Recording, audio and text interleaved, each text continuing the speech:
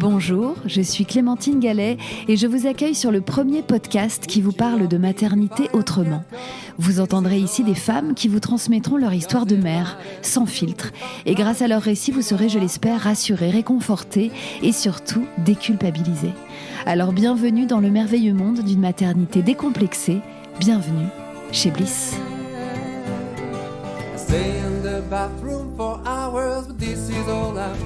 Il y a des sujets chez Bliss qui nous tiennent particulièrement à cœur et celui du don de gamètes en fait absolument partie.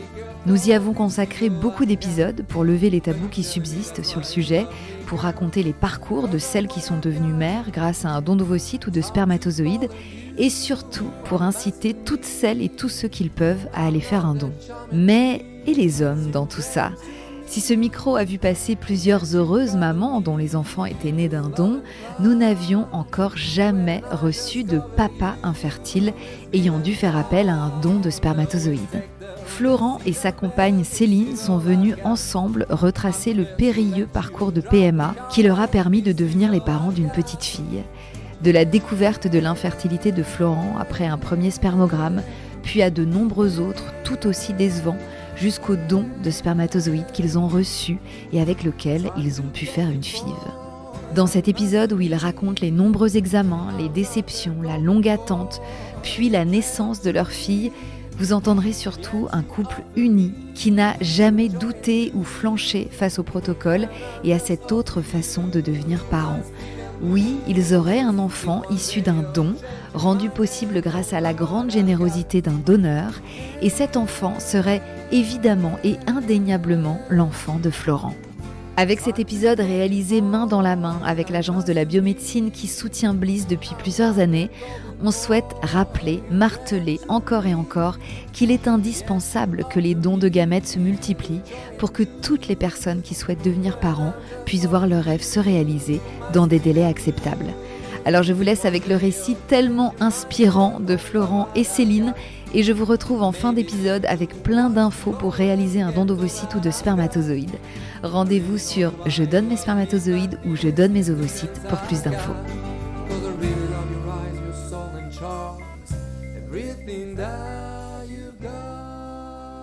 Bonjour Céline, bonjour Florent. Bonjour. Bonjour. Merci d'être là aujourd'hui pour parler d'un sujet qui n'a jamais été abordé chez Bliss. Et ça, au bout de 7 ans, c'est fort. Parce que c'est vrai qu'on a quand même passé beaucoup de choses en revue.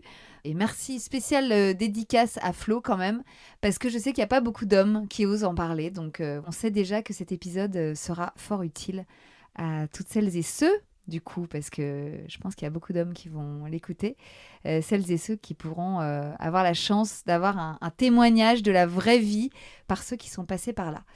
Alors, je vais vous demander de vous présenter. Vous savez que c'est la tradition. Donc, je vais vous demander votre prénom, votre nom, votre âge, d'où vous venez, ce que vous faites dans la vie et de qui est composée votre famille. Flo commence à me regarder avec des grands yeux. Il ne sait pas exactement où il a mis les pieds, hein.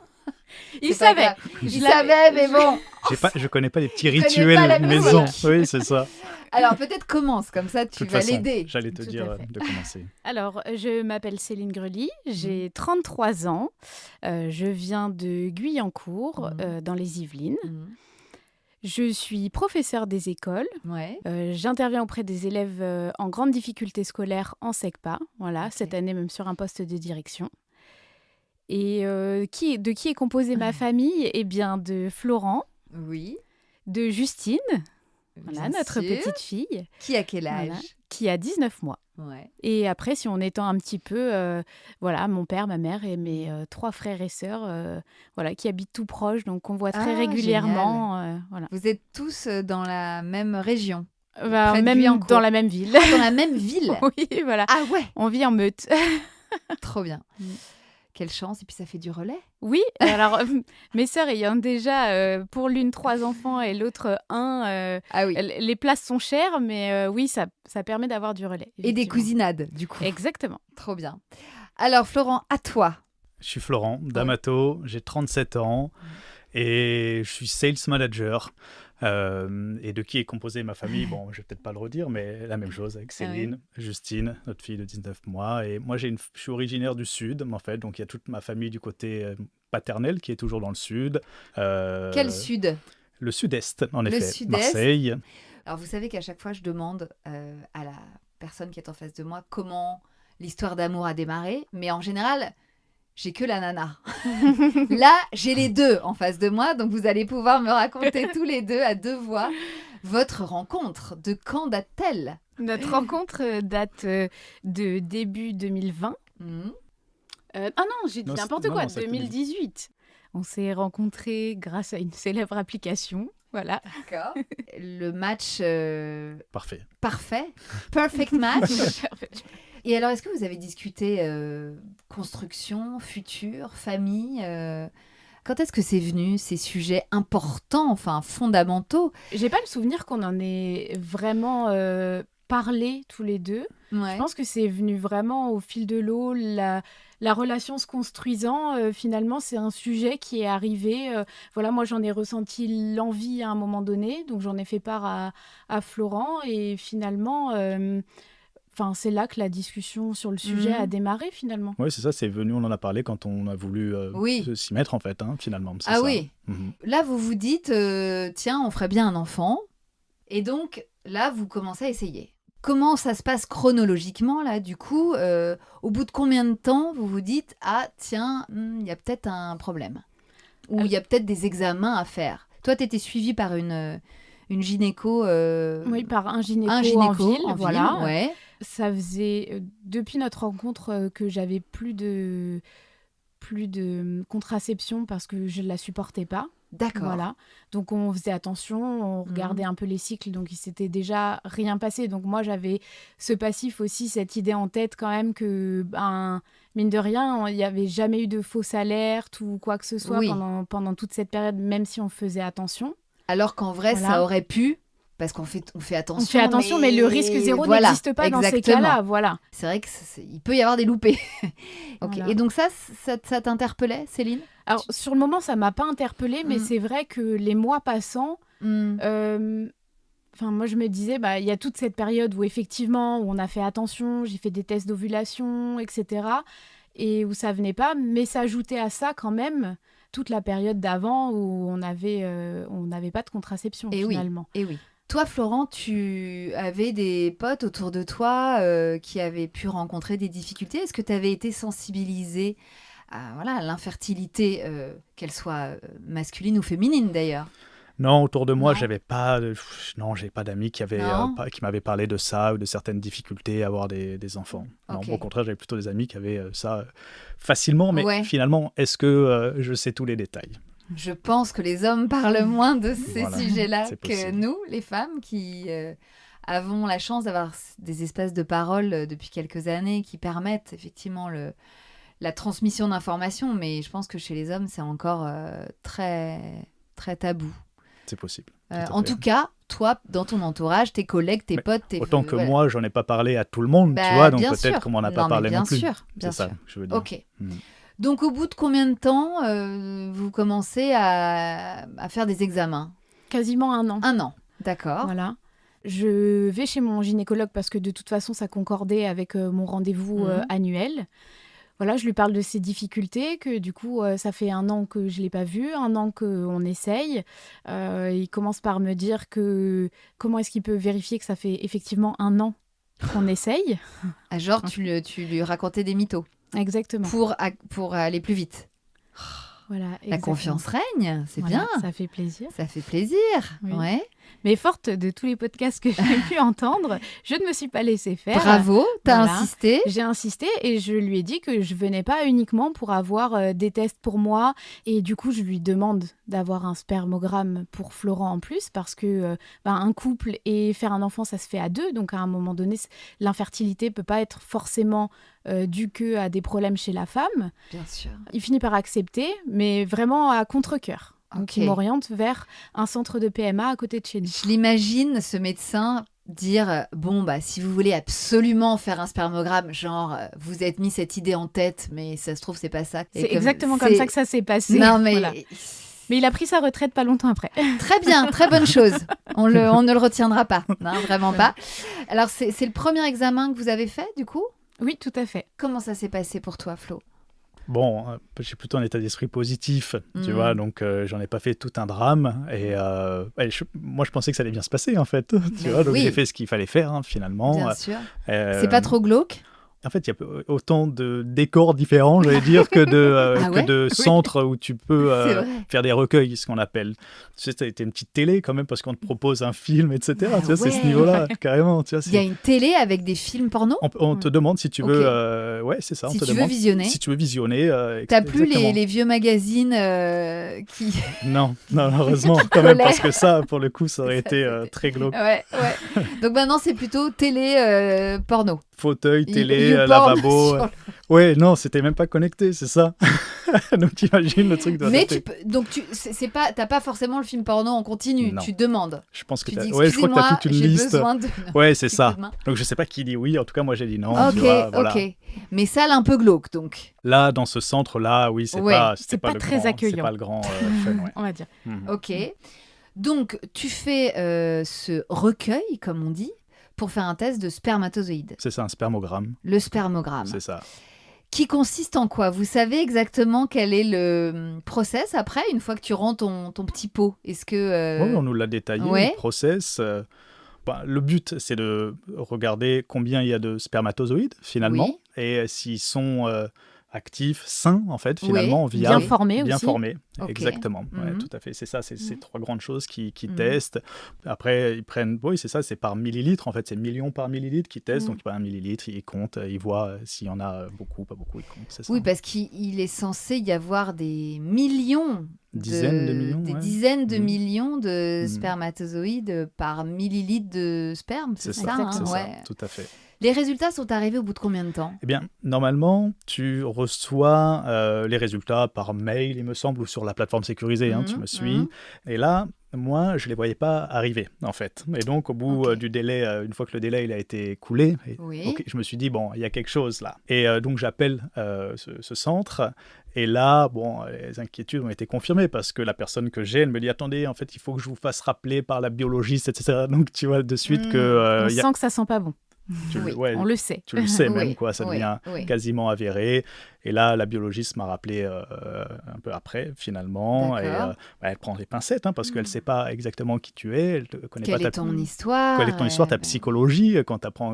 parce qu'elle va annoncer quand même une nouvelle qui peut être... qui est dure, finalement, peu importe la force mentale qu'on a, j'allais dire. Et voilà, donc elle m'a dit les choses. Donc vous avez par téléphone. Ouais, c'était par téléphone. On a dû insister quand même pour avoir l'information par téléphone. Peut-être qu'elle voulait prendre des pincettes, faire ça en physique, et je lui dis allez-y là, allons-y, moi ça va aller. Vous étiez ensemble à ce moment-là ? Non, je me rappelle que c'était au bureau. Moi j'étais au bureau. Toi t'étais au bureau ? Ouais, moi j'étais au bureau. Alors là, elle te dit quoi, cette chef du labo là ? Je crois qu'elle me dit, elle rentre dans les détails, elle me dit vous avez tant de spermatozoïdes, c'était un nombre... 10. Ouais, 10, c'était 10, écoute. Et je lui dis, ok, très bien, et il en faudrait combien en fait ? Tu vois ? Oui. Tu demandes, oui. Elle me dit, vous en avez 10, tu vois ? Elle me dit, vous en avez 10. Bon, ça allait. Et elle me dit, il en faudrait en fait plusieurs millions. En fait, peut-être même 10 millions, tu vois ? Et donc là, tu comprends qu'entre 10 et plusieurs millions, il y a quand même un gros gap. Voilà. Les 10 spermatozoïdes, c'est les 10 qui sont en forme ou c'est en tout ? Non, c'était 10, en plus immobiles. Voilà. Ah oui ? Oui, donc il n'y en avait aucun qui était mobile.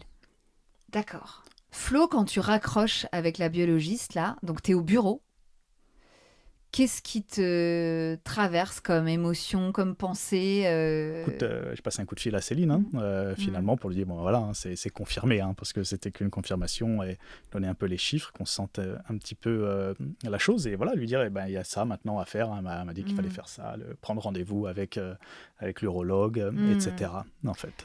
Comment tu accueilles la nouvelle que te donne Flo, là ? Sur le coup, je suis un peu... quand même estomaquée par le niveau, la bassesse du résultat finalement. Mais en fait, on s'est toujours projeté. Ça n'a jamais été une fatalité pour nous, finalement.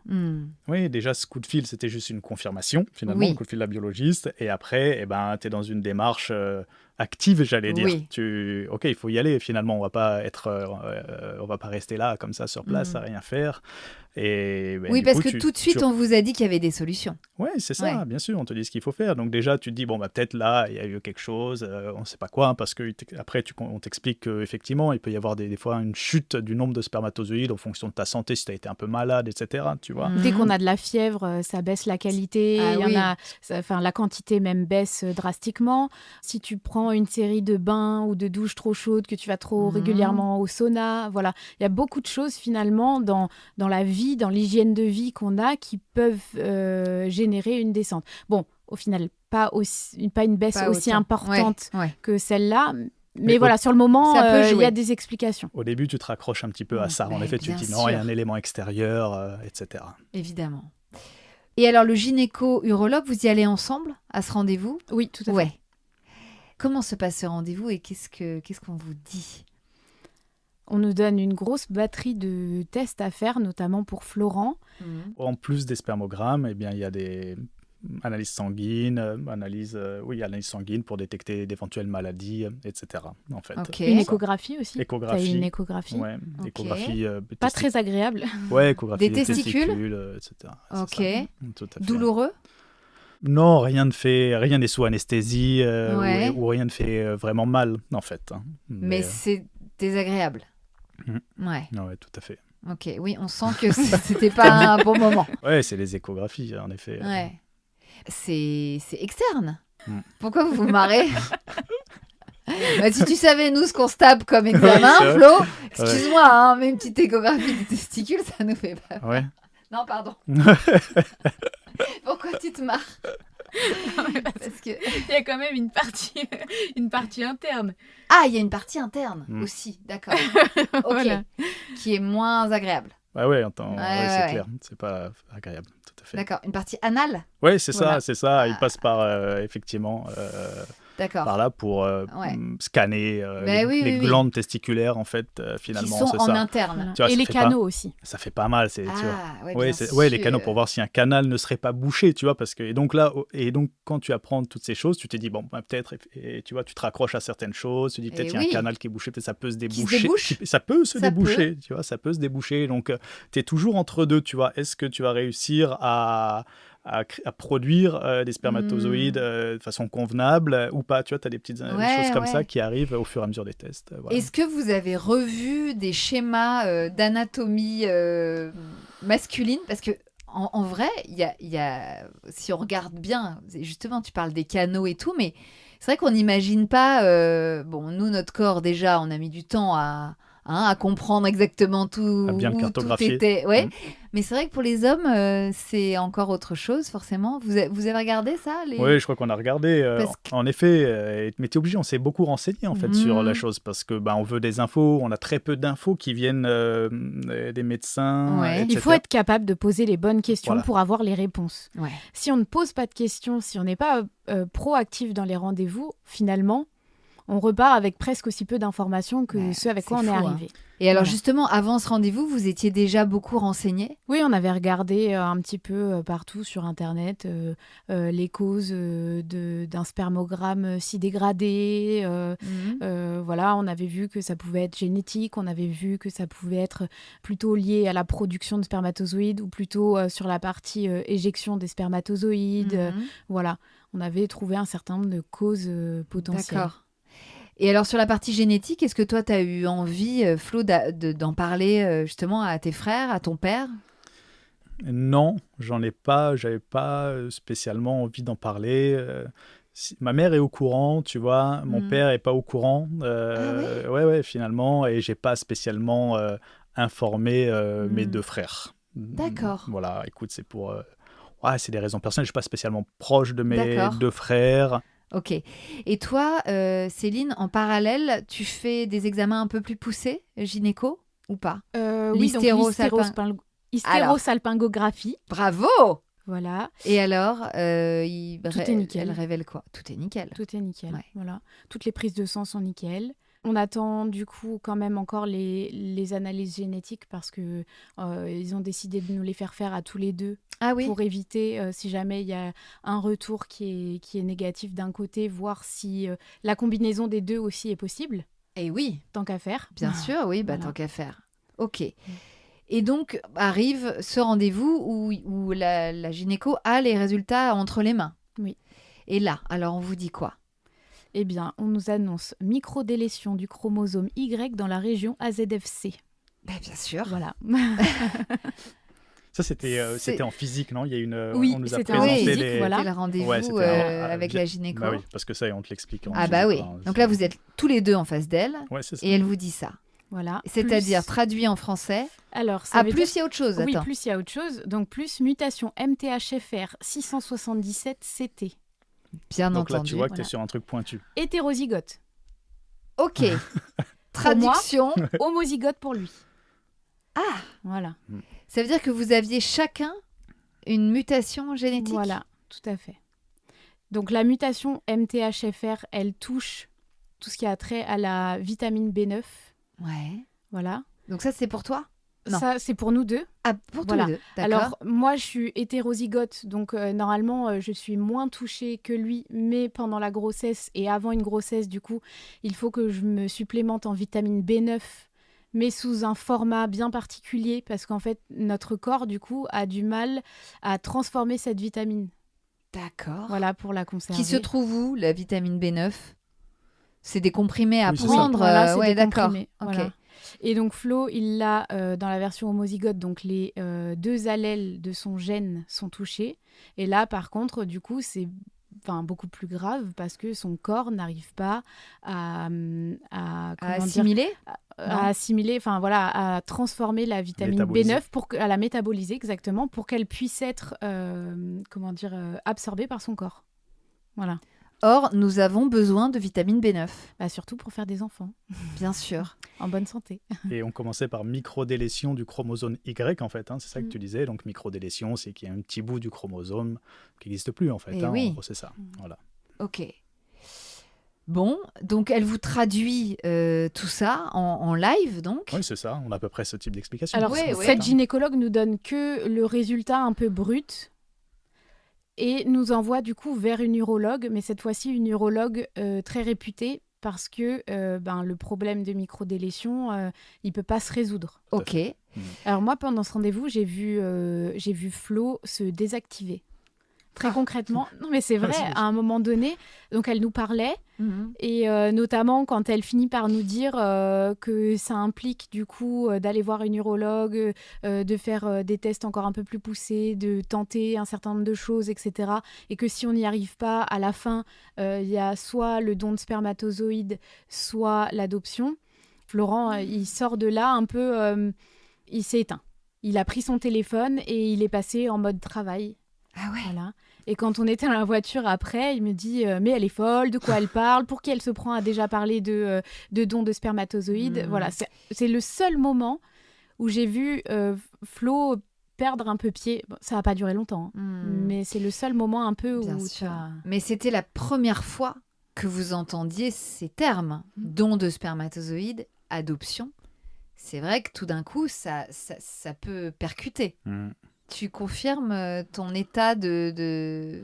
Oui, comment t'as dit ? Il a... Je pense que c'était de la sidération, mais voilà, il s'est mis, il s'est désactivé. Il s'est désactivé, oui, c'est ça. C'est le processus d'acceptation. Tu sais, au début, tu nies la chose, tu vois. Après, tu la remets en cause et après, tu finis par l'accepter finalement. Donc là, j'étais dans la première étape au début, tu voulais pas y croire, quoi. Qu'est-ce que c'est, ce truc, etc. En effet. Ça peut pas nous arriver à nous, quoi. C'est vrai que quand tu entends don de spermatozoïdes ou adoption, t'es un peu sonné, forcément. Oui, bien sûr. Non, mais on comprend. Et la phase de déni est assez classique et normale. Bon, donc, direction l'urologue.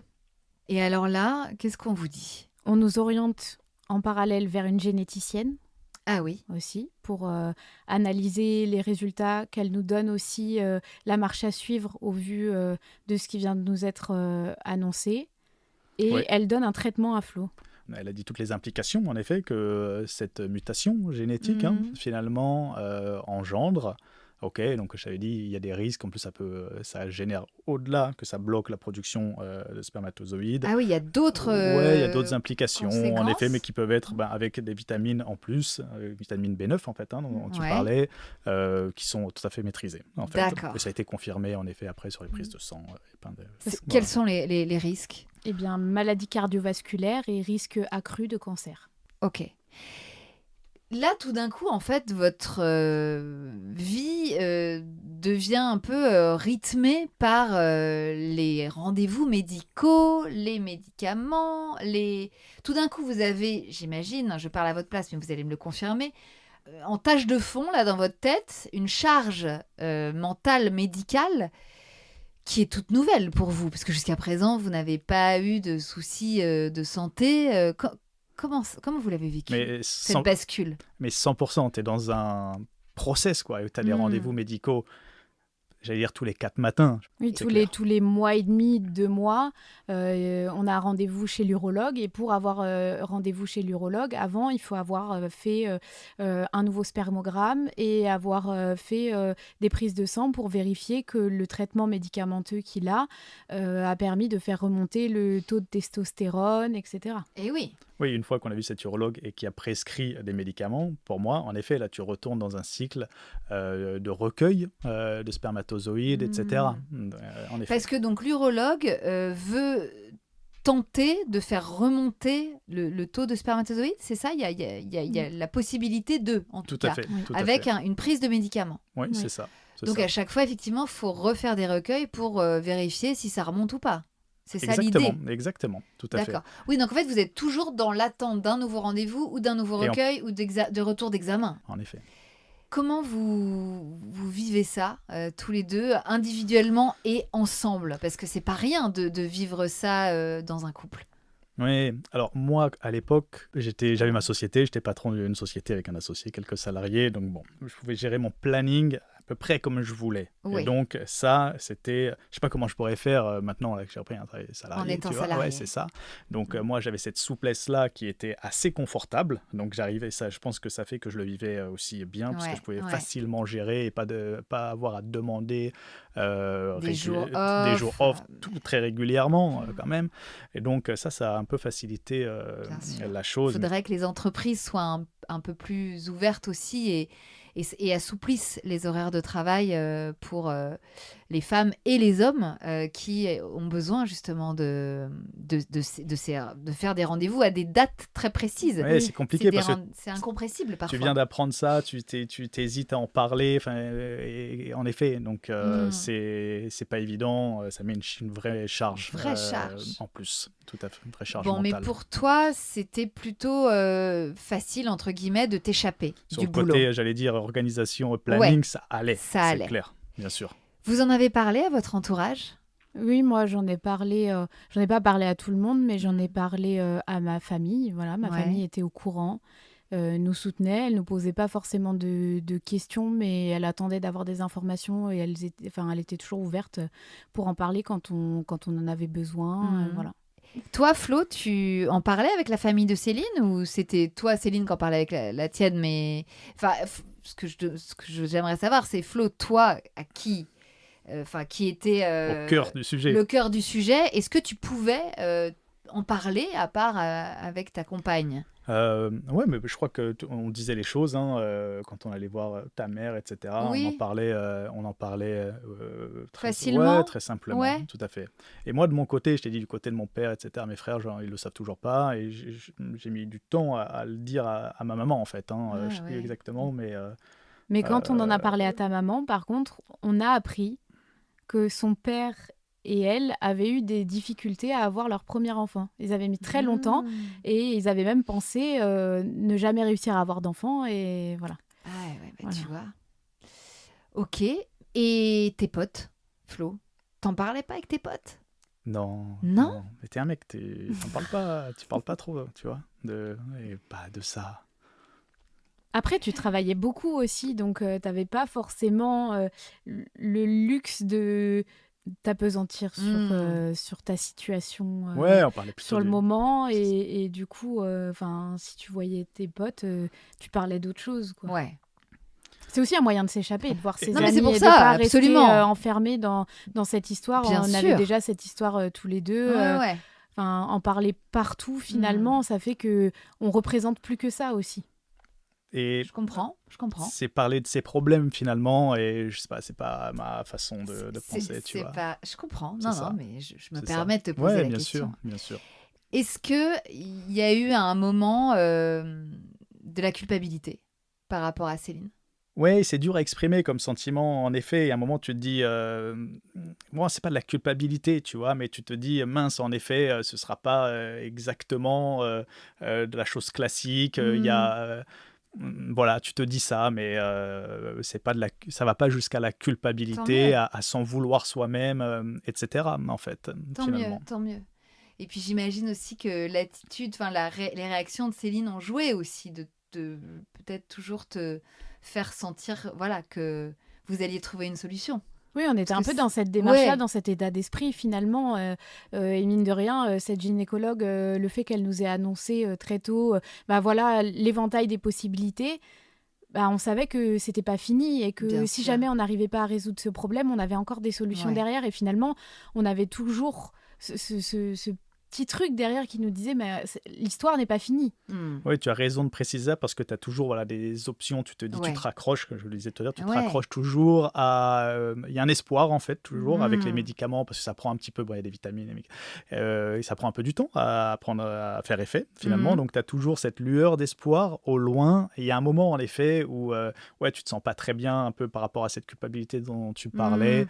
Au moment où il y a eu le coup près, tu sais, il y a une biopsie testiculaire à un moment. Ils ont essayé d'aller chercher directement à l'intérieur des testicules, tu sais. Et là, donc là, tu as un espoir, ça c'est un peu la chose ultime. Et là, s'ils arrivent à aller piocher les spermatozoïdes directement dans les testicules, à la source, c'est la biopsie. Et là, tu peux avoir des enfants naturellement, je veux dire, qui viennent de mes spermatozoïdes. Donc ça, c'est un peu la dernière chose. Et là, quand ils t'annoncent qu'en fait, ils n'ont rien trouvé, en effet, là, tu te sens pas coupable, encore une fois, mais c'est vrai que là, t'as un vrai choc. Voilà. Donc, en gros, tu prends des médicaments, Flo, pendant combien de temps avant la biopsie ? Le traitement, il commence en septembre 2021. Et la biopsie testiculaire se passe tout début juillet 2022. D'accord. Donc, quasiment un an de prise de médicaments. Ouais, et de spermogrammes, de recueil. Et à chaque fois, les résultats sont quasi identiques. C'est ça. Toi, en parallèle, Céline, t'as rien à faire vraiment. T'as fait tout ce que tu pouvais faire. Est-ce que tu commences à te renseigner sur le don de spermatozoïdes et ou l'adoption ? Est-ce que pendant cette année-là, tu commences à te renseigner ou pas du tout ? Alors l'adoption, pour nous, ça n'a jamais été une solution. D'accord. Voilà, je sais que ça convient à certains. Nous, c'était pas notre parcours, le parcours de vie qu'on souhaitait. Je m'étais renseignée, en fait, finalement, en écoutant des podcasts, en lisant des articles. Une fois qu'on rentre dans un centre de PMA, finalement, naturellement, on se renseigne. Sur Instagram, on ajoute un certain nombre de comptes, etc. Donc, j'ai des informations qui m'arrivent. J'en cherche pas forcément, mais j'ai des informations qui m'arrivent par-ci, par-là. Et j'imprime. Voilà. Ouais. Je stocke toutes ces informations-là pour plus tard, au cas où. Est-ce que, entre-temps, vos couples d'amis font des enfants ? Est-ce que toi, Flo, t'as des potes qui t'annoncent qu'ils vont devenir papa pendant cette période-là ? Moi, j'avais quelques amis, en effet, pour qui ça allait très bien. En tout cas, qui avaient des enfants. Et alors, comment c'était de recevoir ces nouvelles-là ? Écoute, c'est toujours une bonne nouvelle quand même. T'arrivais à te réjouir ? Oui, quand même. Ouais, bien sûr. Moi, il y a juste une fois où je l'ai pas très bien vécu, j'étais très heureuse, mais ça m'a ramenée à notre situation et ça m'a fait un peu mal. Ma deuxième petite sœur nous a annoncé sa grossesse en famille et là pour le coup j'étais extrêmement heureux pour eux, mais c'est vrai qu'ils ont décidé d'avoir un enfant, ils l'ont eu. Ouais. Ça a été instantané. Ils décident, elle arrête la pilule, 15 jours après, ça fonctionne. Et donc là, pour le coup, après, ça reste deux sentiments qui se mélangent. Donc, j'ai eu un coup de mou. Je suis partie aux toilettes, j'ai pleuré un coup, je suis revenue et j'étais passée à autre chose. Mais c'est vrai que sur le moment, c'est juste ce moment-là, moi, qui m'a touchée particulièrement, mais ça ne m'a pas empêchée non plus d'être heureuse. Ça reste les enfants des autres et la vie des autres, et chacun doit vivre la sienne. Bien sûr. Mais c'est vrai que quand c'est la petite sœur, c'est d'autant plus... Ou quand on entend des phrases, on a galéré un petit peu, je sais pas, ça a pris 2 mois, 3 mois, tu vois, intérieurement, tu te marres, quoi, en fait. Mais intérieurement, uniquement. C'était pas l'occasion de dire attendez, vous êtes mignons, nous ça fait des mois qu'on galère. Non, c'est pas le sujet. Encore une fois, on t'annonce, tu vois, une bonne nouvelle, tu pas forcément. Donc il y a eu quasiment 1 an d'espoir que la qualité, le nombre de tes spermatozoïdes s'améliore par la prise de médicaments. Sans succès. Donc finalement, rendez-vous pour la biopsie. Enfin, à quel moment on vous en parle de cette biopsie, de la possibilité d'une biopsie ? Dès le début, dès le rendez-vous chez l'urologue, en fait, elle nous dit on teste les médicaments pendant 6 mois. Et si au bout de 6 mois, on ne voit pas d'évolution, on programme l'opération. Oui, parce qu'en faisant cette biopsie, en allant vraiment à la source recueillir les spermatozoïdes dans les testicules, on peut avoir une chance d'en avoir 1 ou 2 ou 3 vaillants. C'est ça l'idée. Après, en plus, une prise de médicaments pendant de longs mois. Donc, ok. Comment ça se passe, cette biopsie ? Donc, vous êtes ensemble. Toi, c'est une anesthésie générale, c'est ça ? Générale, tout à fait. Et le résultat arrive... tout de suite après ? Oui, c'est ça. Au réveil, quasiment ? Alors, il y a la salle de réveil, comme tu sais, et après, on te met dans une chambre. Tu es toujours quand même sonné, parce que c'est anesthésie générale. Et un quart d'heure après, en gros, le médecin est prévenu et elle monte, l'urologue, et elle t'annonce les résultats. Tu vois. Tout de suite. Ouais, tout de suite, elle te dit, elle y va, quoi. Oui, donc tu es encore dans le coltard de ton anesthésie. C'est ça. Tu étais là aussi dans la chambre ? Non, moi, j'étais pas là dans la chambre à ce moment-là. Non. J'ai attendu à l'hôpital toute la journée, mais on m'avait pas encore prévenu qu'il était remonté en chambre. Ok, donc tu reçois la nouvelle tout seul ? Oui, c'est ça. Elle te dit quoi, exactement ? Elle me dit, on n'a rien trouvé, en fait. C'était 0, quoi. Voilà, sans rien pu faire. Ok. Ouais. Qu'est-ce que vous vous dites à ce moment-là, tous les deux ? Comment tu le retrouves, toi, Céline, dans sa chambre, là ? Le jour même, ça va. Je pense que c'est le temps d'accuser le coup. Le plus compliqué, ça a été le lendemain. Ah ouais. Ouais, effectivement, c'est le lendemain. Parce que le jour même, quand tu rentres, donc le soir même, etc., tu es quand même encore sous les produits forts d'anesthésie générale. Ah oui, tu es rentré chez toi le soir même. Oui, c'est un ambulatoire. Ouais. Et en effet, le lendemain... ces produits forts d'anesthésie générale, ils s'en vont. Tu as des produits qui viennent après. Enfin, ils te proposent. Des antidouleurs. Oui, c'est ça. Mais la douleur, elle monte. Et après, il y a cette prise de conscience. En effet, cette acceptation, mais cette prise de conscience de la chose. En effet, donc tu as ce double coup, finalement, de douleur et de prise de conscience de la chose qui fait... douleur physique et psychologique. Double douleur, en effet. Douleur physique intense et douleur psychologique. En effet, là, tu réalises, ok, c'était le truc de la dernière chance, comme on a dit. Et tu réalises, en effet, que tu n'auras pas d'enfant venant de toi, en fait, de ton patrimoine génétique. C'est ça. Et ouais, c'est vrai. Là, c'est dur, tu vois, mais c'est pas la culpabilité, mais c'est vraiment dur, en effet, là, à encaisser. Ça, c'est clair.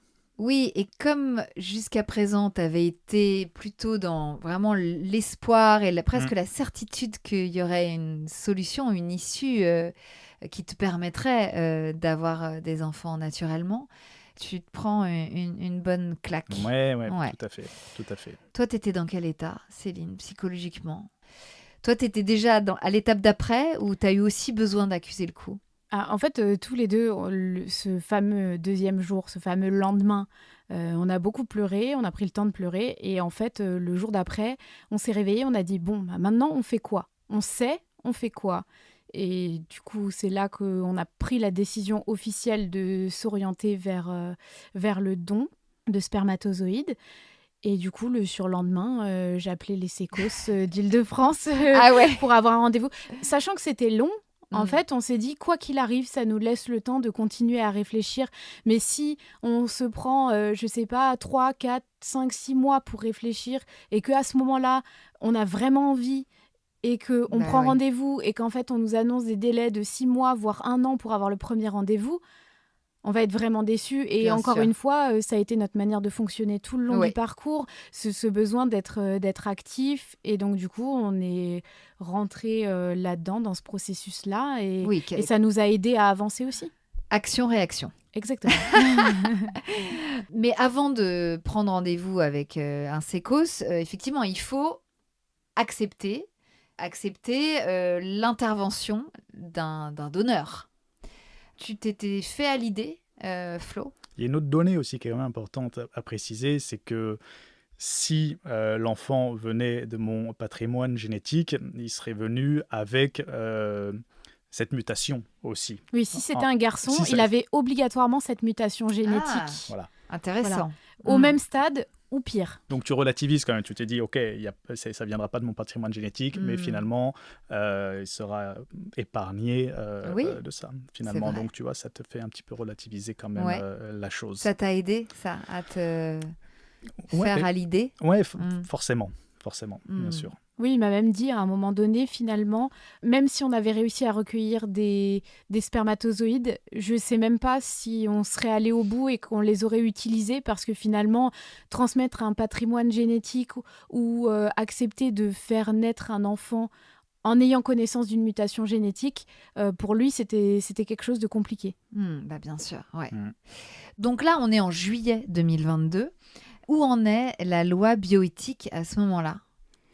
Donc la loi bioéthique a été votée l'année d'avant, en 2021. En fait, tout ça se passe à un moment un peu clé pour la loi bioéthique. C'est ça qui est, on nous en qui parle, est fou. On nous en parle pendant les rendez-vous, en effet. Et oui, tous les pros de santé que vous rencontrez vous informent justement de cette nouvelle loi qui est en train de changer, en fait.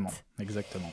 Puisque donc, depuis le 1er septembre 2022, toute personne issue d'une procréation médicalement assistée, avec don de gamètes, peut donc avoir accès à sa majorité aux données non identifiantes et ou aux données identifiantes de son donneur. Exactement. Ce qui est fou. C'est un sacré changement. C'est un énorme changement. Ouais. Oui. Et tous les donneurs qui avaient donné leurs gamètes et leurs embryons avant le 1er septembre 2022 et qui ne souhaitent pas modifier leur consentement, par contre, eux, ils ont la garantie que ni leurs données ne seront pas transmises et que les gamètes qui ont été stockées ne seront pas utilisées après le 31 mars 2025. Alors, avant cette période-là, on avait la possibilité de pouvoir bénéficier soit des dons qui ont été faits avant la loi bioéthique ou des dons effectués après la loi bioéthique. Donc, on pouvait encore avoir des donneurs anonymes. Tout à fait. C'est ça. Donc, quand j'appelle en juillet 2022 les sécos en Île-de-France, on me propose plusieurs dates. Selon les sécos, ça va d'un rendez-vous dans 1 an à un rendez-vous dans 8 mois. Et enfin, le dernier sécos que j'ai appelé nous propose un rendez-vous début août. Waouh! Nous, on a réservé nos vacances. Et du coup, la date suivante qu'on nous propose, c'est le 18 octobre 2022. Oui, qui est quand même très proche. Ça reste quand même après. très proche. Voilà, génial. certains sécos nous proposaient 1 an après. Donc un rendez-vous 3 mois après la biopsie, en fait. Ce qui est quand même très rapide. Oui, c'est très rapide. Ok. Vous y allez tous les deux ? Oui, on est attendus tous les deux. Vous êtes attendus tous les deux. Ok. Alors là, qu'est-ce qu'on vous dit ? C'est la première fois que vous mettez les pieds dans un sécos. Oui, exactement. Oui. Voilà. Donc centre où on donne, on conserve les gamètes. Donc on croise des hommes, des femmes qui viennent donner ou recevoir. Alors là, comment vous vivez ce premier rendez-vous ? On le vit bien parce qu'on a vraiment l'impression d'avancer. Voilà, ça, c'est une grande étape finalement de pouvoir avoir ce rendez-vous. On rencontre la biologiste qui nous explique du coup toutes les étapes par lesquelles on va passer, toute la partie administrative aussi parce qu'on va devoir aller chez le notaire pour signer un consentement à l'AMP avec un tiers donneur. Et oui. Et elle nous indique qu'on va avoir un délai d'à peu près 6 mois si on choisit du coup un donneur ayant donné avant la loi bioéthique ou autour d'1 an, 1 an et demi si on choisit un donneur issu de la nouvelle loi bioéthique. Donc c'est plus rapide d'avoir un donneur anonyme. Tout à fait. Vous, quel était votre positionnement par rapport à l'anonymat du donneur ? J'imagine que ça a donné lieu à des discussions entre vous. Ce jour-là, on n'a pas forcément répondu. Instinctivement, on a plutôt donné la même réponse, mais sans en être complètement sûr, parce qu'en fait, on ne s'attendait pas à ce qu'on nous pose cette question-là. Ah ouais. Pour nous, la loi bioéthique, à ce moment-là, elle était passée. Il n'y avait plus de dons possibles anonymes. Voilà. Et oui. Donc, on se retrouve face à cette question et on ne donne pas forcément de réponse ferme. On n'attend pas non plus de nous une réponse ferme à ce rendez-vous-là, d'ailleurs. Okay. Voilà. Donc, on prend le temps de réfléchir et on s'oriente vers un don anonyme. Parce que la loi bioéthique étant passée, on savait que désormais, notre fille, ou notre enfant, en tout cas à ce moment-là, aurait le droit à ses 18 ans de demander les informations non identifiantes de son donneur. Voilà. Même si celui-ci avait fait un don anonyme. Voilà, il serait questionné à ce moment-là et on pourrait lui donner les informations si la personne change d'avis sur l'anonymat de son don. Voilà, ça nécessite quand même un changement d'avis, comme tu dis, du donneur. Voilà. Ouais. C'est vrai que on sortait d'un parcours qui était quand même un peu long et on ne se sentait pas forcément prêt à attendre un an et demi pour bénéficier d'un don. Et finalement, on s'est dit peut-être que notre enfant n'aura jamais besoin de connaître les informations de son donneur. Donc, si à 18 ans, elle estime en avoir besoin, on l'accompagnerait, qu'elle ait un don anonyme ou non. Ça ne changerait pas notre position par rapport à l'accompagnement qu'on aurait pour elle. Je sais que pour certains, c'est important. Bien sûr. Que le donneur ne soit pas anonyme. Nous, ce n'était pas forcément un point crucial. Ok. L'avenir nous dira si c'était une bonne décision ou pas. Mais à ce moment-là, on s'est dit, on parle de quelque chose qui arrivera hypothétiquement dans 18 ans, voire plus le temps que tout cela se passe, on n'y est pas. Mais on est obligé d'y penser malgré tout. Et alors, ce qui est fou, il y a plus de dons de spermatozoïdes qu'avant. Mais je pense que le changement de loi a fait aussi qu'on en a parlé. Oui, alors qu'avant, on n'en parlait pas. Et du coup, ça a fait de la publicité et ça a réveillé sûrement l'envie chez un certain nombre de personnes de faire ces dons. Et c'est vrai qu'on n'en parlait pas avant. Mais oui, bien sûr. Et quoi qu'il arrive, la loi les protège. Comme nous, on a signé un consentement chez le notaire. On a bien signé le fait que la personne, le donneur, n'était qu'un donneur et qu'en aucun cas, il avait des droits parentaux et on devait l'obliger à quoi que ce soit une fois que l'enfant a 18 ans. Donc finalement, ils sont quand même très protégés. Très protégés, heureusement. Donc ça, c'est ce que vous avez signé chez le notaire. Ok. Donc là, il y avait 6 mois avant d'avoir des gamètes. C'est ça. C'est ça. Tout à fait. Donc on vous donne rendez-vous dans 6 mois ou on vous tient au courant ? Comment ça se passe ? On nous a donné rendez-vous en février pour rencontrer le psychologue. Ouais. Voilà. Là, du coup, ça a été la période peut-être la plus longue parce que finalement, on s'est retrouvés. On avait plein d'examens. Et en fait, là, entre le mois d'octobre et le mois de février, plus rien. Ah bah oui, tout d'un coup. C'est vrai que c'était un peu long. Ouais. Vos vies n'étaient plus rythmées par les rendez-vous médicaux. Fallait juste être patient. Mais on savait que ça avançait, finalement. Mais bon, oui, il y avait quand même... C'était sur la bonne voie. Donc, février, rendez-vous psy, tous les deux ou bien sûr, séparément ? Bien sûr. Non, tous les deux. Tous les deux, d'accord. Et alors, qu'est-ce que vous êtes sentis scrutés Oui, c'est un rendez-vous obligatoire. Scanné. C'est un rendez-vous obligatoire. C'est le process, administratif qui est imposé, finalement. Non, c'était tout à fait, bienveillant, mais ils ne sont pas là pour ça. Enfin, en tout cas, nous, on l'a ressenti comme ça. Et ils ne posent pas des questions pour essayer de comprendre notre psychologie, c'est etc. pas intrusif. Bon, nous, on n'a eu qu'un rendez-vous. Je sais que des fois, il y a 2 rendez-vous, il me semble. Tu vois, nous, on a eu qu'un rendez-vous. Il nous a surtout expliqué certaines choses, conseillé sur la façon d'amener le sujet avec notre futur enfant, etc. C'était plutôt cet angle-là, plutôt que essayer de nous scruter psychologiquement pour savoir quoi, en fait, finalement. Voilà. Oui, le but, c'est pas de savoir si on est apte à être parent, finalement. Le but, c'est, est-ce qu'on a réfléchi à l'impact que ça peut avoir dans la vie de notre futur enfant, comment lui en parler. Par exemple, il nous conseille d'éviter de ne pas en parler et de, un jour, quand il est en âge de comprendre, de dire, viens, on se retrouve autour de la table et on lui annonce de but en blanc qu'il est né grâce à un don de spermatozoïdes. Voilà, c'est juste des choses comme ça. On en conseille sur un certain nombre de livres adaptés à l'âge des enfants, à l'histoire, au parcours. Voilà. Et donc, vous êtes ressortis de là dans quel mood ? Confiant ? Content ?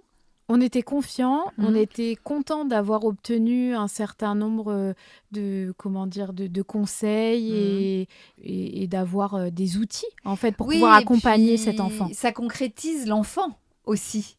Quand tout d'un coup, en face de toi, tu as quelqu'un qui te parle de votre futur enfant. Oui, on se projette. Tout d'un coup, c'est à un moment, il va arriver, cet enfant. Bon, et alors, le rendez-vous d'après, c'était quoi ? Le rendez-vous d'après, on nous a contactés pour nous dire que le don était disponible. Voilà, qu'on était arrivé en haut de la liste d'attente.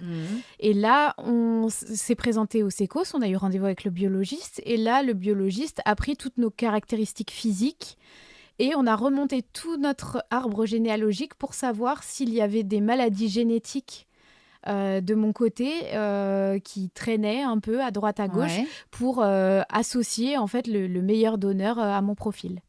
Et oui, c'est ça, parce qu'il fallait recréer un match justement pour que ça colle, quoi. Voilà. Oui, c'est ça. Et physiquement avec Flo. Ouais. Voilà. Oui, donc c'est important qu'ils vous voient aussi tous les deux. Ouais. Et génétiquement avec moi. D'accord. Et donc là, il vous dit quoi ? Il vous dit, on vous rappelle quand on a le bon donneur ? Là, ils nous disent de nous rapprocher de notre centre de PMA pour prendre le rendez-vous, pour fixer la date de début de la FIV. Et que quand on a la date, le premier jour du début de FIV, on les contacte pour fixer le rendez-vous pour aller chercher les gamètes. Donc ça voulait dire que vous étiez les prochains sur la liste et Exactement. qu'eux, ils allaient chercher dans leur stock, le stock qu'ils avaient, un donneur adapté. C'est ça, une fois que tu as fait ce rendez-vous, tu sais qu'ils vont faire ce travail. En effet, d'aller sélectionner et la balle est dans ton camp pour commencer les démarches liées à la FIV. En effet, et dès que tu as la date, comme tu le disais, donc ça veut dire qu'a priori, ils ont de quoi... ils ont un donneur potentiel sous la main. Bien sûr. Ce qu'il faut préciser, c'est que vous êtes tous les deux blancs de peau. Et que c'est pas, du coup, cette disponibilité des gamètes n'est pas aussi simple pour tout le monde. Oui, tout à fait. Enfin, les personnes racisées ont beaucoup plus de mal à avoir des donneurs, à trouver des donneurs. Il y a moins de donneurs, beaucoup moins. Donc, en tout cas, vous, de par votre typologie, il y avait de la disponibilité dans ce Sécos. Et il y avait plus qu'à, entre guillemets, il y avait plus qu'à trouver un rendez-vous pour commencer un processus de FIV. C'est ça. Qui est arrivé rapidement. J'avais anticipé le rendez-vous. Ah, elle avait anticipé, bien sûr. Voilà, vu qu'on nous avait annoncé un délai de 6 mois. Oui. J'avais pris rendez-vous un petit peu avant les 6 mois pour aller faire vérifier que tous les examens étaient à jour pour pouvoir démarrer. Et j'avais pris un autre rendez-vous juste après les 6 mois pour du coup pouvoir lancer la FIV. Ah, elle est trop forte. Elle avait tout prévu. C'est ce que du coup ce rendez-vous là, c'était quoi, un début ah oui, il fallait faire les piqûres et tout ça, préparer ton corps. Alors en fait, du coup on a eu ce rendez-vous où elle a vérifié que le dossier que la partie administrative était OK, que tous mes examens étaient à jour et correspondaient aux dates parce que l'hystérosalpingographie doit dater de moins de tant de mois, etc. T'as pas eu à en refaire. J'ai juste eu une prise de sang à refaire, voilà. OK. Et au regard de tous les résultats qu'elle avait, elle nous a donné le protocole et nous a demandé du coup de passer au secrétariat pour s'inscrire sur la FIV du mois de mai. Ok. Voilà, là on était en avril et du coup ça pouvait commencer le mois d'après parce qu'ils avaient de la place. Génial. Ah oui, tout s'est super bien enchaîné. Et donc là, tu as commencé un protocole de FIV avec des injections, c'est ça pour, Oui, tout à fait. Ouais.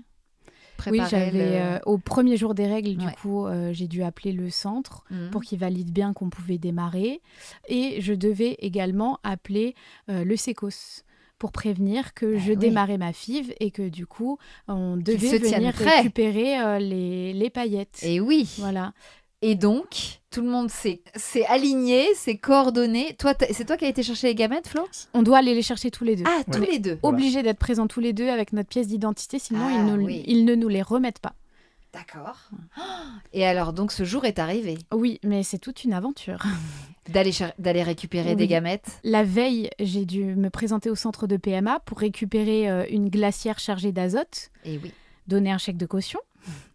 Rentrer chez moi avec l'azote liquide. Là, on nous dit, bien, il faut rouler la fenêtre ouverte. Chez vous, cette nuit, vous laissez les fenêtres ouvertes parce que c'est quand même très dangereux. Il y a quand même du gaz qui s'échappe.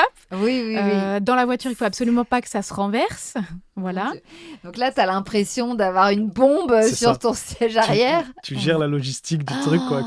C'est incroyable. C'est ouf, ça. Ouais, donc ça, c'est la veille. Sachant qu'en plus, du coup, tous les jours, on a à gérer nos piqûres. Tous les 2 jours, on va au centre de PMA pour faire une prise de sang, une échographie, voilà. Toi, comment tu faisais avec ton boulot, là, à ce moment-là ? Je me suis arrêtée. Ah ouais. En fait, je pensais tenir et j'ai fait quelques jours et en fait, j'arrivais pas à tout gérer. C'était pas possible.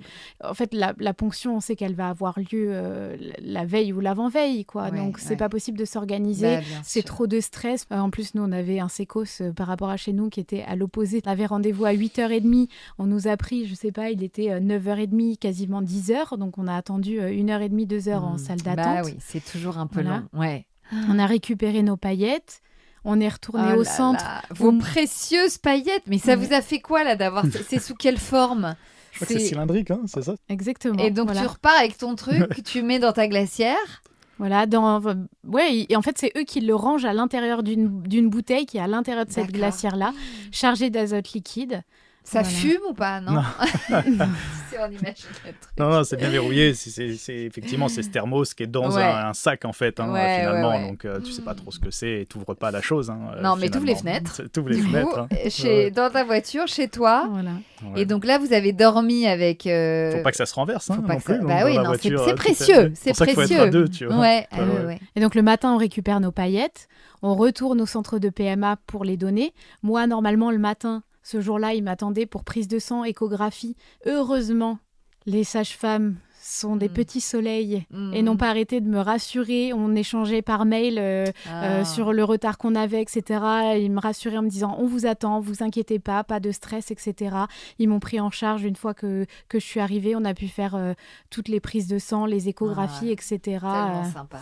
Oui. Bon, tout le monde a été aidant. Bienveillant. Oui, tout à fait. Ok. Oui, à ce moment crucial, en effet, il y a eu une communication très très simple. Ouais. C'est clair, bien sûr. Ça change tout ou sur quand les jours même. avant, comme tu expliquais, où il y avait ce petit planning à bien coordonner. Bah ouais. En effet.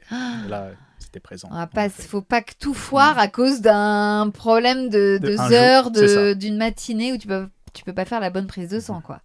Ok, donc là, il s'agissait de procéder à la ponction. À la ponction. C'était la prochaine étape. La ponction de tes ovocytes pour tout leur faire rencontrer les paillettes. C'est ça, exactement. C'est ça.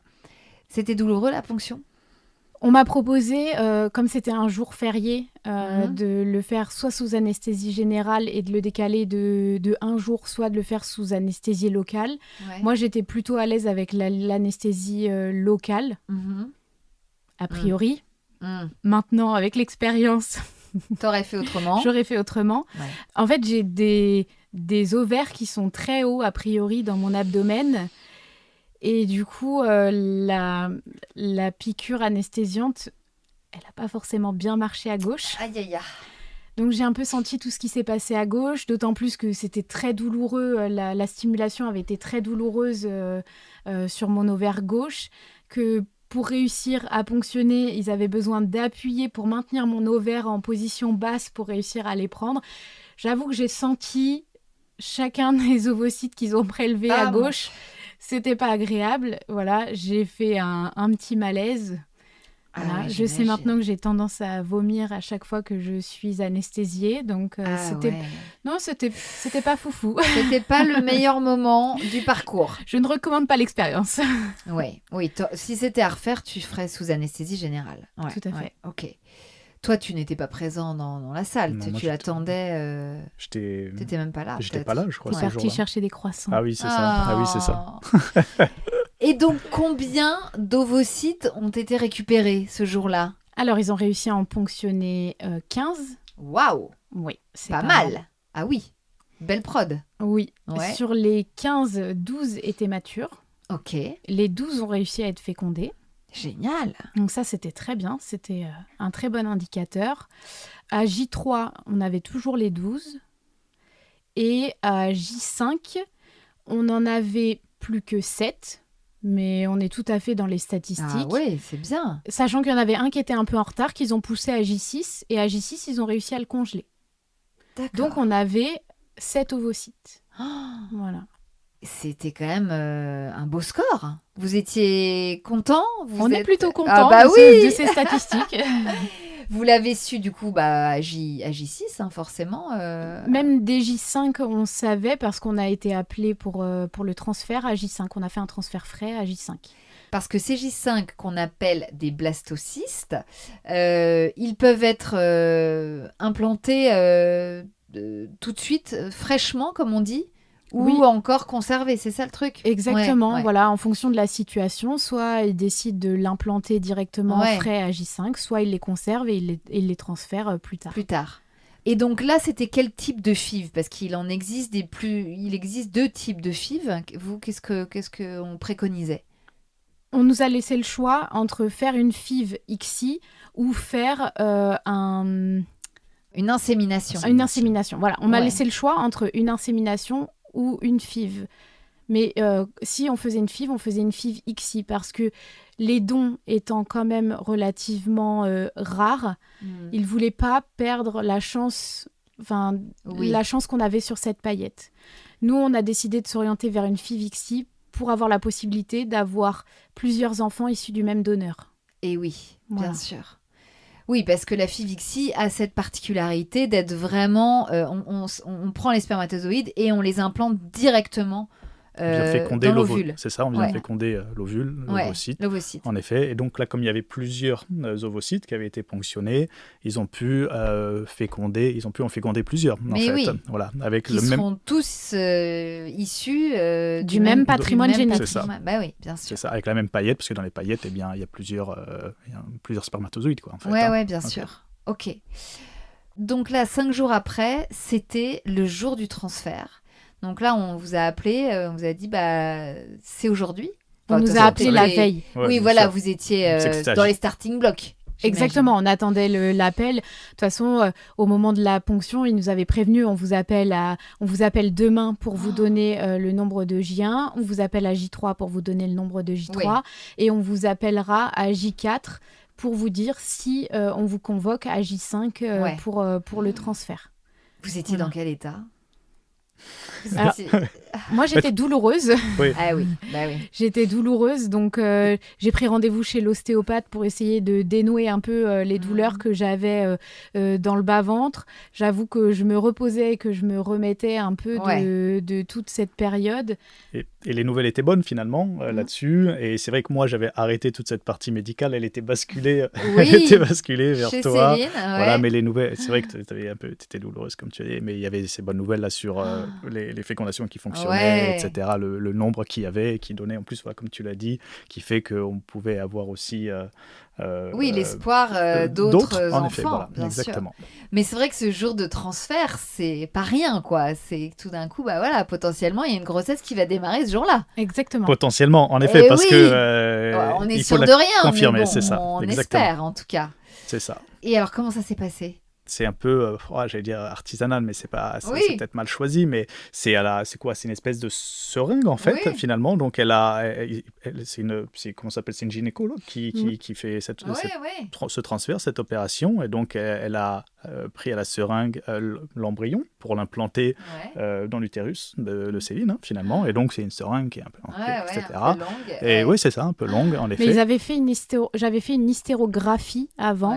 C'est ce qui est préconisé dans ce centre-là. Donc, avec une caméra, ils viennent calculer la longueur du col. Et comme ça, en fait, ça leur permet de prendre justement des seringues à la bonne taille pour être sûr d'atteindre. Et donc, même s'ils ne sont pas sous contrôle échographique, ils savent qu'ils sont dans l'utérus parce qu'ils ont pris les mesures. D'accord. Et alors, c'était comment ce moment-là? Un peu suspendu, non? Exactement, c'est ça. Vous étiez... Dans quel état? Il y avait une petite musique douce. C'est vrai? Oui, tout à fait. Et donc, la gynécologue fait ce transfert. Et donc, dès qu'elle a fini le transfert, la gynécologue en fait, sort de la pièce et nous dit qu'il faut attendre 15 minutes, les pieds, dans cette position. Et voilà, en fait, voilà. C'est ça. Bon, tu comprends un peu pourquoi, pour pas que peut-être ça... voilà, oui. Et, pour optimiser les chances de nidation. Très bien dit. Et voilà, donc c'était ça. Hein. Et toi, je sais pas comment tu... on était ensemble, on était ensemble. On parlait des blagues. Ouais, voilà, on était ensemble et on discutait. En effet, c'était assez... Et après, il n'y avait plus qu'à attendre. Exactement. Qu'à espérer. Et là, c'est un peu les jours les plus longs de votre vie, non? Vous avez attendu combien de jours? On a attendu... T'as réussi à... Non, on n'a pas attendu jusqu'au bout. Évidemment. On n'a pas attendu jusqu'au bout. En fait, ce qui s'est passé, c'est qu'au bout de 3 jours, il faisait beau, je m'assois sur le bord de ma terrasse et je sens un picotement au côté gauche de mon utérus. Et là, je me dis... Et d'un coup, j'entends un petit poc. Et là, une coccinelle vient se poser sur moi. Ah. Voilà. Et là, je me dis, si ça, c'est pas un signe, quand même... Incroyable. Voilà, donc ça c'était... du coup, on a eu le transfert le samedi, ça c'était lundi, donc voilà, 2 jours après. Donc je vais chez le médecin m'arrête la semaine. Ouais. En fin de semaine, on partait à Marseille pour un petit voyage. On avait une fête de famille, un baptême. Voir la famille. Voilà. Et en fait, la veille de partir à Marseille, je me dis, bon, je vais faire un test urinaire, je dis rien à Flo, je fais mon test urinaire, la barre apparaît instantanément, mais vraiment très, très, très, très faible. Mais quand même. Mais elle était quand même là. Je dis rien à Flo, je vais me coucher, je dors, et je me dis, le lendemain, on dormait, on avait gagné une nuit à l'Intercontinental, donc du coup, on dort à l'Intercontinental à Marseille. Et je me dis, c'est quand même pas mal de lui annoncer quand on est là-bas. Ah bah oui. C'est classe. Voilà. C'est un beau décor. Exactement. Et du coup, au petit déjeuner, je lui annonce du coup, et je lui dis, j'ai repéré un centre, un laboratoire juste à côté. Est-ce que ça te dérange si on va y faire un tour? Il me dit, évidemment que non. Donc, on va faire le test. Et ensuite, on part faire notre journée, on part se promener sur les îles du Frioul. Et quand on est sur les îles du Frioul, en train de se promener, personne, vue sur la mer, les bateaux, on reçoit le mail. Dans la foulée, donc en fait... quelques heures après. Les résultats de la prise de sang. Et les résultats de la prise de sang. Taux de bêta-HCG. Exactement. Qui était positif. Satisfaisant, positif. Oui, exactement. Trop bien. Donc finalement, j'étais pas mécontente d'avoir attendu parce que l'apprendre officiellement là... Meilleur endroit pour... pas trop mal. À Marseille, en tout cas. Pour apprendre la bonne nouvelle. Oui, chez toi, au soleil. C'est ça. Dans un décor de rêve. Et là, alors, vous avez pu laisser exploser votre joie? On était quand même heureux. Oui. Je pourrais pas dire qu'on a explosé de joie, mais on était heureux. Après, quand on passe par un parcours comme le nôtre, je pense qu'il y a toujours une petite épée de Damoclès au-dessus de notre tête. On est toujours un peu... on a appris à prendre nos distances et pas non plus nous réjouir de trop. Voilà. Bien Mais sûr. après, du coup, prise de sang toutes les 48 heures. Et là, ça doublait ou plus que doublait à chaque fois. Génial. Donc, c'était génial. Voilà. Et là, ils nous ont demandé d'aller faire du coup une échographie de datation. Ouais. Où du coup, pour la première fois, on a entendu le cœur. Donc ça, c'était génial. Déjà, mais oui, bien sûr. Ouais, entendre le cœur, c'était un vrai moment magique. Je pense qu'on a vraiment réalisé à ce moment-là. Ah oui, c'est quelque chose, ça, c'est clair. Ça, c'est un grand moment. Flo, il n'a pas pu résister à redemander à l'écouter avant qu'on parte. Ah, je comprends, mais je comprends. Tu t'en lasses pas. Bien sûr. Donc, c'était parti. C'est ça. En fait. Exactement. Combien de temps alors après on était en 2023. 3, c'est ça. Donc, là, 3 ans après les premiers essais. 3 ans après les premiers essais, c'est ça. Et du coup, 2 ans après le début du processus. Ouais. Ça a marché du premier coup. Comment s'est passée cette grossesse, ces 9 mois d'attente de la petite Justine ? Alors, en soi, ils se sont bien passés parce que moi, je l'ai très bien vécu. J'ai eu le temps d'en profiter, notamment parce qu'à l'échographie du 2e trimestre, on a découvert que j'avais un placenta recouvrant complètement mon col, qui était également bipartita, donc ça veut dire en 2 morceaux, et qu'en plus de ça, on l'a découvert qu'à l'échographie du 3e trimestre, le cordon, au lieu d'être accroché dans le placenta, était accroché dans les vaisseaux qui permettaient le lien entre les 2 parties de mon placenta. Donc il y avait un gros risque d'hémorragie. Voilà. Et donc de perdre le bébé et que moi aussi je décède. Ah oui, donc ça vous l'avez appris à la T2, c'est ça que tu... Oui. Ah oui, 2e trimestre, donc 4 mois et demi, 5 mois. Voilà. Donc là, ça a impliqué un arrêt. Un arrêt du travail. Alitement ? Non. J'ai pas eu d'alitement parce que j'avais pas de saignement. Ok. Voilà, que mon col était bien fermé, il est resté bien fermé tout le long. Donc ça n'a pas vraiment posé de soucis. C'est juste que je ne pouvais pas faire de sport, je ne pouvais pas porter de charge lourde et j'ai dû arrêter de travailler. Ça vous a pas trop angoissé, cette nouvelle ? Moi, j'ai réalisé que à la fin, en fait, que j'étais dans la catégorie grossesse à risque. J'ai pas réalisé du tout sur le moment. Je pense que le fait d'avoir 0 saignement, aucune alerte... Oui. J'étais normal. Et là, c'est pareil, ils te disent jusqu'à des semaines assez avancées, le placenta peut remonter en fait et libérer le col et permettre un accouchement par voie basse classique. Mais si c'est pas le cas, ce sera une césarienne. Et oui, forcément, ça implique une donc, césarienne. Pareillement, on te donne espoir que ça peut remonter, etc. Ouais. Voilà, jusqu'à des semaines assez avancées dans la grossesse. Oui, finalement. ça peut. Le scénario peut changer jusqu'au dernier moment, quasiment, en fait. Quasiment. Bon, mais ça n'a pas été le cas pour vous. Donc, le placenta recouvrait complètement le col. Donc, il n'y avait pas d'accès possible pour le bébé pour sortir par voie basse. C'est ça. Donc, on t'a programmé une césarienne, c'est ça ? Oui, à 37+1, parce qu'on ne devait absolument pas prendre le risque que mon col commence à travailler, parce que s'il commençait à travailler, le placenta se décollait, c'était le premier à sortir, et en plus il y avait un risque que les vaisseaux et le cordon s'arrachent et qu'il y ait une hémorragie massive et en 30 secondes...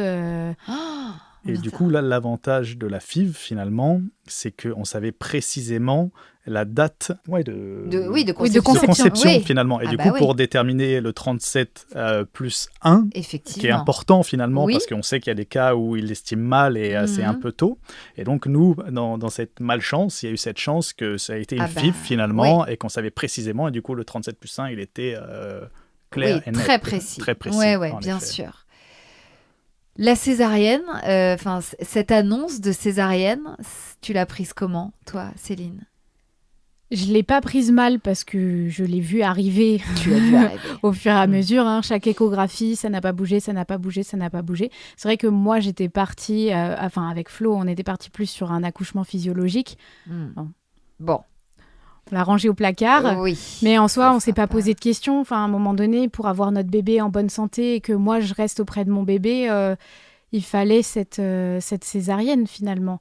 Et qu'elle soit programmée, c'est pas plus mal. Ça permet d'avoir le temps de se préparer. On sait quel jour ça va arriver. On arrive sereinement le matin. Voilà, tout ça.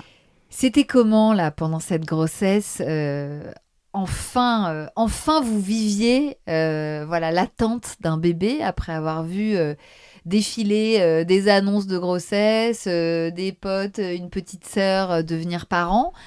Là, c'était votre tour, c'était votre moment.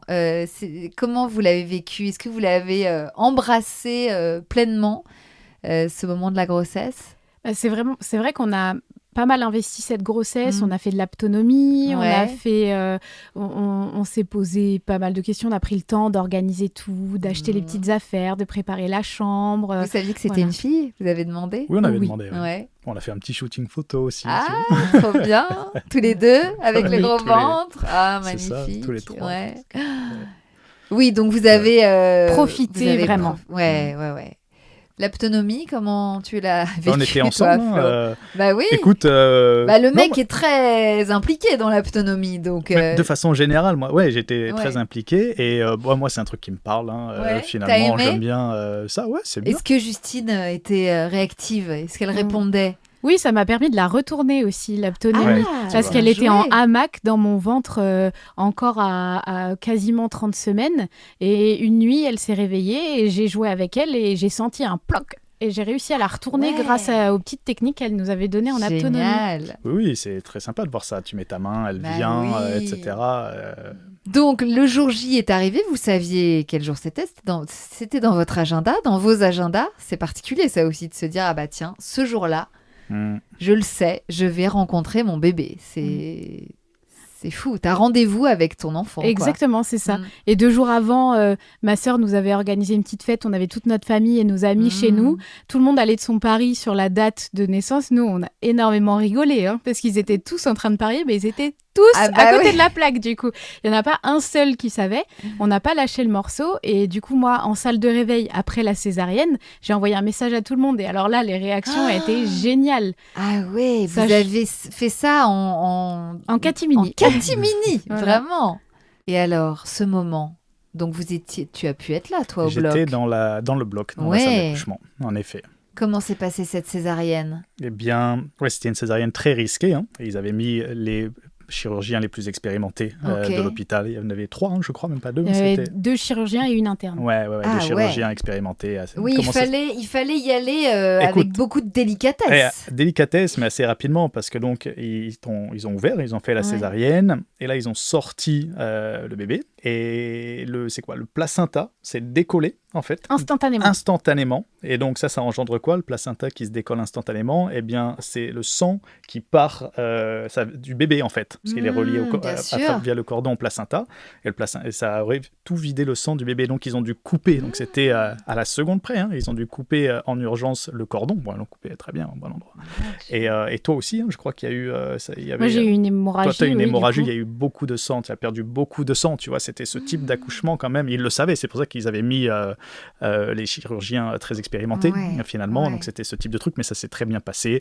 On a même pu ils nous ont apporté Justine, le bébé, directement. Donc moi, j'ai pu la voir avant de partir en salle de réveil. Ça, c'est la contrepartie, en effet, qu'il y a une salle de réveil pour toi pendant plusieurs heures, en fait, après, en effet.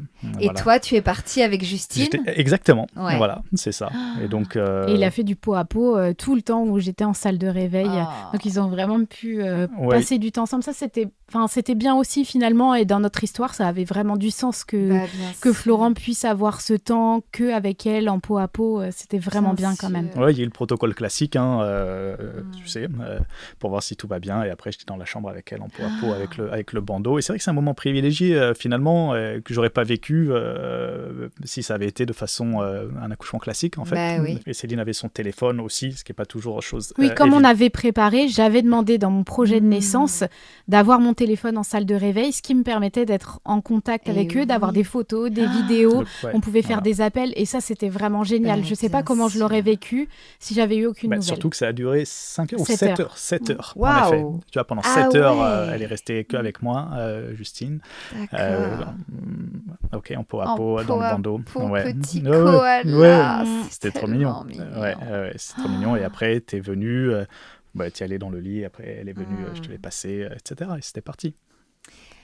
Alors, je suis obligée de vous poser la question, quand on a un bébé comme ça, qui n'a pas l'ADN des 2 parents, il y a toujours la question, globalement, quand on accouche, on se dit, à quoi va ressembler mon enfant ? Mais là, d'autant plus, non ? Parce que vous n'avez aucune info sur... on n'a pas sa photo, non ? Voilà, c'est ça. Alors que... On sait qu'ils prennent les caractéristiques, les yeux bleus, etc. Mais j'imagine, je sais pas, vous allez me dire, mais moi, si je me mets à votre place, je me dis, tu dois te dire, mais à quoi va ressembler cet enfant ? Est-ce qu'il va ressembler à la mère avec qui elle partage son patrimoine génétique, ou complètement Écoute, est-ce que... c'est vrai, c'est une question que tu te poses, et on l'a vu sortir toute mignonne en fait, tu vois, donc t'es content, et voilà, c'est ça. T'oublies. Et bon, les premiers jours, c'est toujours quand même compliqué de voir à qui elle ressemble. Il y a quand même des choses un peu qui ressortent, et très vite, en fait, on a vu qu'elle ressemblait finalement à Céline quand t'étais bébé, c'est ressorti, etc. Oui, c'est mon portrait craché. Et plus tard, il y a même des gens qui m'ont dit, mais en fait, elle me ressemble à moi, quoi. Tu vois, donc il y a des choses assez marrantes. C'est marrant, ça. Il y a des choses assez marrantes sur les choses.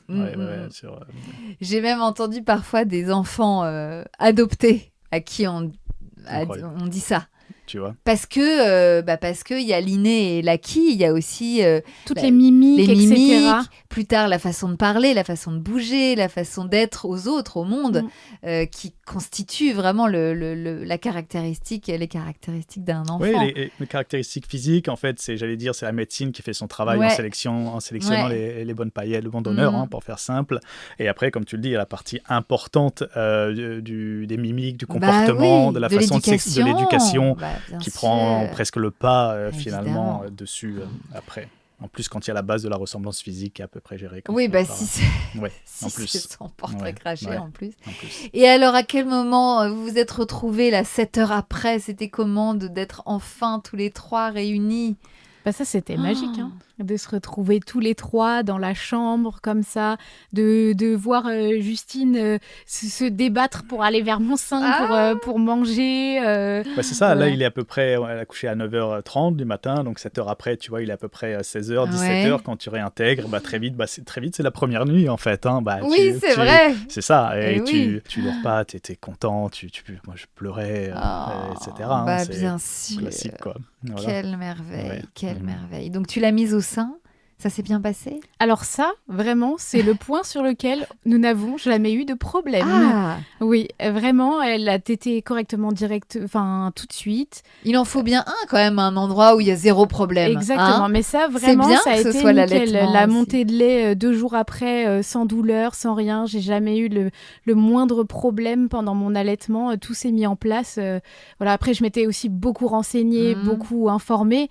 Mais Justine a fait son travail aussi de son côté. Bonne équipe. Exactement. Magnifique. C'est ce que j'ai dit. Moi, j'ai dit, vous avez été forte, quoi. C'est ça, vraiment. Parce c'est vrai que cette première journée, il n'arrêtait pas de me répéter, vous avez été trop forte, voilà. Ah ouais. Oui, parce que tu vois, cet accouchement, etc., périlleux, incroyable, plus cette séparation pendant 7 heures, etc. Et après que ça se passe bien à l'allaitement quand même, alors que tu sais que s'il y a cette séparation longue, ça peut mettre aussi en jeu, mettre à mal le déclenchement de la lactation, etc. Tu vois, et en fait, ça s'est bien passé après. C'est vrai que c'était un très bon binôme.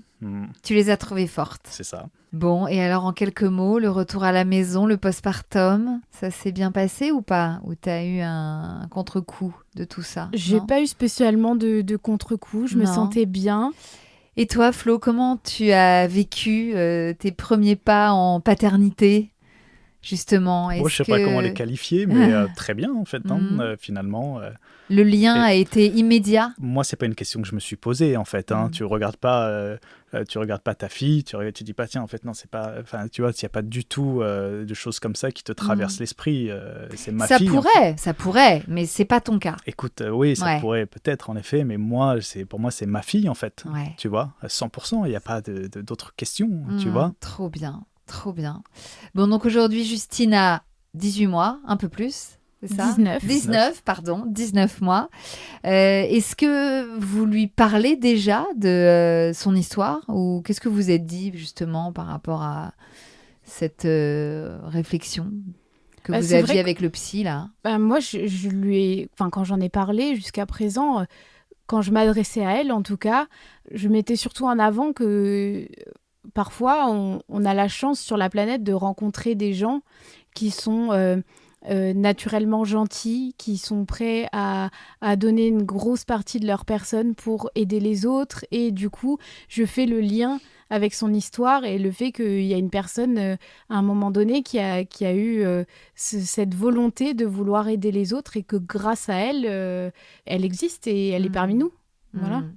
Donc je ne sais pas si c'est la bonne manière, mais c'est beau. Mais j'essaye de mettre en avant ça, la bonté et la générosité d'un certain nombre de personnes. Absolument, ouais. En tout cas, on ne pourra évidemment que trop inviter nos auditrices et nos auditeurs à donner leurs gamètes parce que les dons en France sont encore trop peu nombreux. Il y a beaucoup de couples, de personnes qui sont en attente. Malgré la recrudescence des dons, il y en aura jamais assez. Malheureusement, il y a encore trop de personnes en attente versus des personnes qui donnent. Donc, je voudrais rappeler les conditions pour faire un don, comme ça, on aura tout dit et personne ne pourra dire je ne savais pas, en tout cas pas les personnes qui écouteront cet épisode. Donc, pour donner ces ovocytes, il faut avoir entre 18 et 37 ans inclus. Pour donner ces spermatozoïdes, il faut avoir entre 18 et 44 ans inclus. Il faut être en bonne santé. Ça va de soi, mais de toute façon, il y a des examens qui sont pratiqués. Il faut avoir déjà eu des enfants ou non, c'est pas obligatoire. Il faut accepter l'accès à son identité par le ou les enfants qui naîtront du don, si l'enfant le demande à sa majorité, ça on en a parlé tout à l'heure. C'est un acte gratuit et anonyme, c'est important d'en parler. La gratuité, c'est vrai que c'est pas rien, tout ça, tous ces protocoles, tous ces examens sont gratuits, mais il y a encore trop de gens qui sont pas au courant, quoi, et ça c'est dommage, parce que... Mais tu as vu les délais d'attente entre 6 mois, 1 an et demi. Bah ouais. Donc bien c'est sûr. quand même des délais longs et ça prouve qu'en effet, il n'y a pas assez de donneurs. Voilà. Donc, on compte sur vous, auditrices, auditeurs, pour sensibiliser un maximum de gens autour de vous. L'Agence de la biomédecine fait déjà un travail considérable pour sensibiliser aux dons de gamètes, dons d'ovocytes, dons de spermatozoïdes. Mais n'hésitez pas à en parler autour de vous. C'est aussi comme ça, par le bouche à oreille, qu'on est sensibilisé. Mais j'espère que du coup, notre épisode va vraiment avoir suscité l'envie et ou permis à un certain nombre de personnes de passer le cap, parce qu'il y a toujours cette envie, mais passer le cap, c'est pas forcément évident. Qu'est-ce que tu aurais envie de dire, toi, Flo, aux hommes qui nous écoutent et qui vont peut-être se retrouver un jour dans cette situation-là d'infertilité? Tout se passe bien, finalement, c'est ça, quand tout se passe bien, et ça peut être long, des fois, et à la fin, il y a une belle récompense, finalement, si je puis dire, et il peut y avoir un très bel événement. Et si on tient à avoir un enfant, eh bien, c'est une fatalité. Il ne faut pas que ça nous coupe les jambes. Il faut avancer, en fait, finalement. Et puis, ne pas avoir peur, ne pas avoir honte, ne pas avoir... il existe des solutions, et c'est vrai que le don de spermatozoïdes en est un. Alors, pour clôturer cet épisode, je suis obligée de vous demander que il y a quand même encore des embryons au frigo, là. Il y en a encore combien? 6. Il vous en reste 6. Vous êtes comment par rapport à la suite? Pour l'instant, on est très bien tous les 3. Voilà, on profite tous les 3. On n'a pas forcément cette envie d'agrandir la famille. Ouais.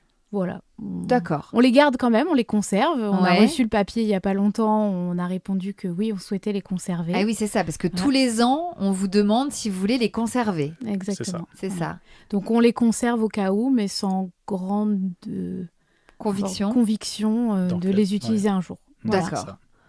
Vous êtes bien tous les 3 avec votre petite Justine qui grandit bien, qu'on embrasse, évidemment. Merci infiniment à tous les deux d'être venus déposer votre témoignage ici. C'est très précieux. Autant que ta grossesse était précieuse. Voilà, vous entendre là, tous les deux. Merci Flo encore d'avoir accepté de parler de tout ça, parce que c'est vrai que on est rentré dans votre intimité, mais c'est pour la bonne cause. Et on vous souhaite plein de bonheur pour la suite, évidemment. Merci beaucoup. Merci à toi. Merci à tous les deux. À bientôt, on se tient au courant. Évidemment. À bientôt. Et voilà, c'est la fin de cet épisode qui, je l'espère, vous aura plu. Aurélia Martin était à la production, Claire Sarfati au montage et au mixage, Anne-Charlotte Fraxanet au casting, et j'en ai assuré l'interview et l'enregistrement au studio L'Arrière-Boutique. Un immense merci à Florent et Céline pour leur témoignage et à l'Agence de la biomédecine pour son travail et son soutien. Vous l'avez compris, énormément de personnes sont en attente d'un don de gamètes pour espérer devenir parents. Alors si vous souhaitez devenir donneuse ou donneur, foncez, vous ne regretterez pas ce geste tellement généreux. Pour vous renseigner, vous pouvez vous rendre sur les sites de l'Agence de la biomédecine, dondovocytes.fr et dondespermatozoïdes.fr. Quant à nous, on se retrouve lundi prochain pour un nouvel épisode. D'ici là, pensez à nous mettre des étoiles sur Apple Podcasts, Deezer ou Spotify et à vous abonner à notre compte Insta, bliss.stories évidemment. Allez, je vous embrasse, prenez bien soin de vous. Et puis bien sûr, long live the bliss.